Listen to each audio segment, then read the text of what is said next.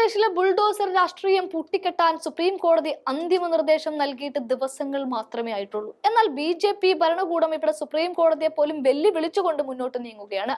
കഴിഞ്ഞ ദിവസം അനധികൃത കയ്യേറ്റം ആരോപിച്ച് നിരവധി വീടുകളും കെട്ടിടങ്ങളും സംഭാൽ ജില്ലാ ഭരണകൂടം പൊളിച്ചു നീക്കുന്ന കാഴ്ചയും രാജ്യം സാക്ഷ്യം വഹിച്ചു. ഇതോടെ സംഭാൽ വീണ്ടും പ്രതിഷേധത്തിന് വേദിയായിരിക്കുകയാണ്. ചെറിയ തീപ്പൊരി വീണാൽ ആളിപ്പടരാവുന്ന രീതിയിലേക്കാണ് സംഭാൽ നീങ്ങുന്നത്. ഇതിനിടയിലാണ് ആശ്വാസമായി സുപ്രീം കോടതി ഇടപെട്ടതും ബുൾഡോസർ രാഷ്ട്രീയം നിർത്തിവെപ്പിച്ചതും. എന്നാൽ ഉത്തരവിന് പുല്ലു വിലയാണ് സംഭാൽ ഭരണകൂടം കൽപ്പിച്ചിരിക്കുന്നത്. അതുകൊണ്ട് കൂടിയാണ് ദിവസങ്ങൾക്കുള്ളിൽ ന്യൂനപക്ഷങ്ങളുടെ സ്ഥാപനങ്ങളും വീടുകളും ഇടിച്ചു നിരത്താൻ സുപ്രീം കോടതി ഉത്തരവ് ലംഘിച്ച് അധികൃതർ എത്തിയത്. ആരാധനാലയങ്ങളിലെ കയ്യേറ്റം നിർത്തണമെന്ന നിർദ്ദേശവും കാറ്റിൽ പറത്തിയിരിക്കുകയാണ്. മുഗൾ ഭരണകാലത്ത് നിർമ്മിച്ച മുസ്ലിം പള്ളിക്കുമേൽ ഹിന്ദുത്വ സംഘടനകളുടെ അവകാശവാദം മുറുകിയിരിക്കെ സംഭാലിൽ ദുരൂഹ സാഹചര്യത്തിൽ വിഗ്രഹങ്ങൾ കണ്ടെത്തിയെന്ന വാർത്തകളും പുറത്തു വരുന്നുണ്ട്. ഇതുവരെ ഹിന്ദു സംഘടനകൾ പറഞ്ഞിരുന്ന ക്ഷേത്രവും വിഗ്രഹങ്ങളും കണ്ടെത്തിയെന്ന് അറിയിച്ചതിന് പിന്നാലെ ജില്ലാ ഭരണകൂടത്തിന്റെ നേതൃത്വത്തിൽ ക്ഷേത്രത്തിൽ ആദ്യമായി പൂജയും നടത്തി. ഷാഹി ജുമാ മസ്ജിദിന് സമീപം 1978 മുതൽ പൂട്ടിക്കിടന്ന ക്ഷേത്രം തുറന്നതായാണ് ജില്ലാ അധികൃതരുടെ വാദം. ഷാഹി ജുമാ മസ്ജിദിൽ സർവേ നടത്താനെത്തിയപ്പോഴാണ് പൂട്ടിക്കിടക്കുന്ന ക്ഷേത്രം കണ്ടെത്തിയതെന്നും അധികൃതർ പറയുന്നുണ്ട്. ഭസ്മശങ്കർ ക്ഷേത്രത്തിൽ ഹനുമാന്റെ വിഗ്രഹവും ശിവലിംഗവും ഉണ്ടെന്നും വർഗീയ കലാപത്തെ തുടർന്ന് 1978 മുതൽ ക്ഷേത്രം പൂട്ടിയിരിക്കുകയായിരുന്നു എന്നും പ്രദേശവാസികൾ പറഞ്ഞതായി സബ് ഡിവിഷണൽ മജിസ്ട്രേറ്റും മാധ്യമങ്ങളോട് പറയുന്നുണ്ട്. ക്ഷേത്രത്തിന് സമീപത്തെ കിണർ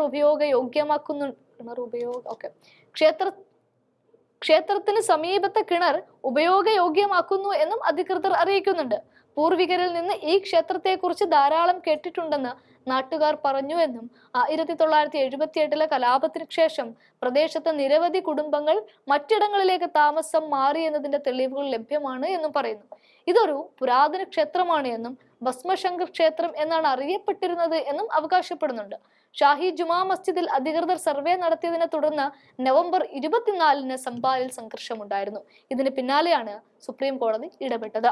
വർഗീയ കലാപം പൊട്ടിപ്പുറപ്പെടാനുള്ള വഴികൾ കോടതി അടക്കുമ്പോൾ മറുവശത്തുകൂടി അത് തുറക്കുന്ന നിലപാടാണ് BJP സർക്കാരിൽ നിന്നുണ്ടാവുന്നത്.